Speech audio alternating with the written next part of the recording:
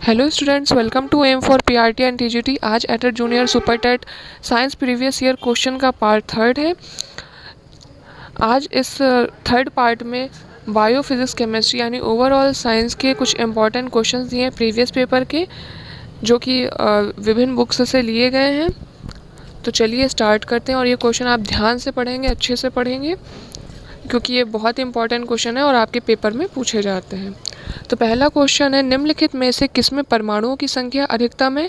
तो परमाणुओं की संख्या अधिकतम है CH4 के 16 ग्राम में। इसके बाद है, प्रयोगशाला में एथिलीन और एसिटिलीन को निम्न में से किसके द्वारा विभेदित किया जाता है?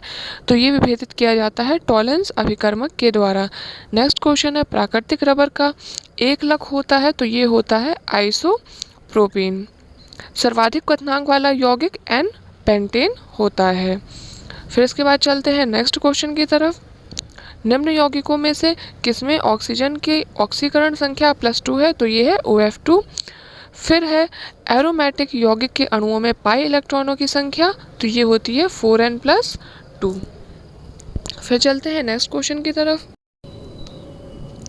तो नेक्स्ट क्वेश्चन है, रदरफोर्ड के अल्फा कण प्रकीर्णन प्रयोग के परिणाम स्वरूप खोज की गई थी। तो किसकी खोज की गई थी? परमाणु में नाभिक की खोज की गई थी। ठीक है। फिर है, निम्नलिखित में से कौन सा एक विषमांगी मिश्रण नहीं है? ये इंपॉर्टेंट क्वेश्चन है। तो विषमांगी मिश्रण नहीं है हवा। निम्नलिखित में से कौन सा वर्णक बीजों के अंकुरण से संबंधित रखता है? तो ये है फाइटोक्रोम। वह ऊतक जो एक हड्डी को दूसरी हड्डी से जोड़ता है वो कहलाता है स्नायु।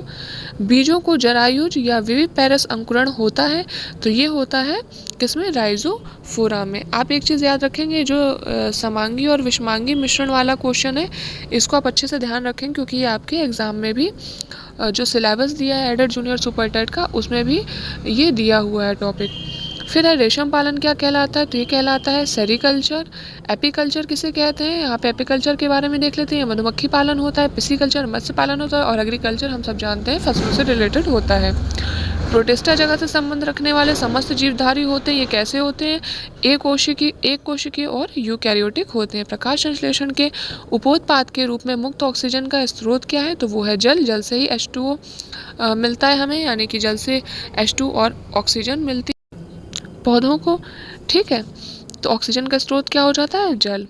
इसके बाद चलते हैं नेक्स्ट क्वेश्चन की तरफ।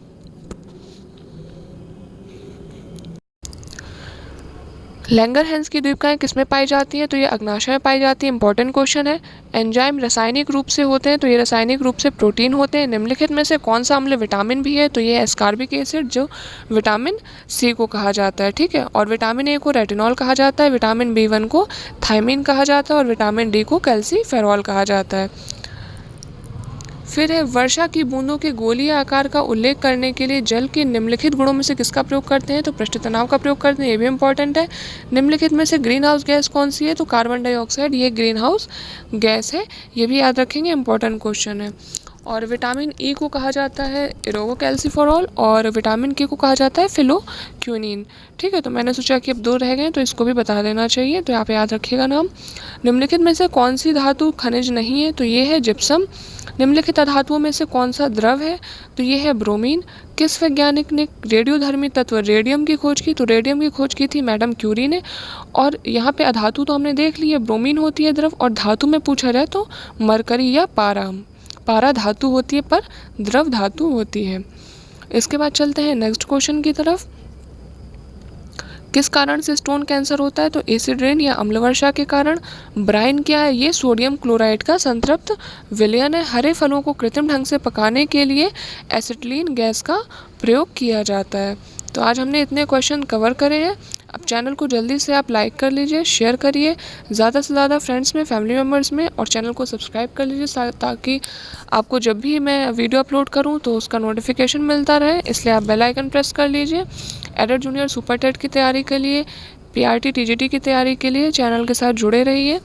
और इसके अलावा आप कमेंट करके बता सकते हैं, अगर आप किसी टॉपिक पर वीडियो चाहते हैं तो आपको वीडियो प्रोवाइड करा दी जाएगी। Thanks for watching.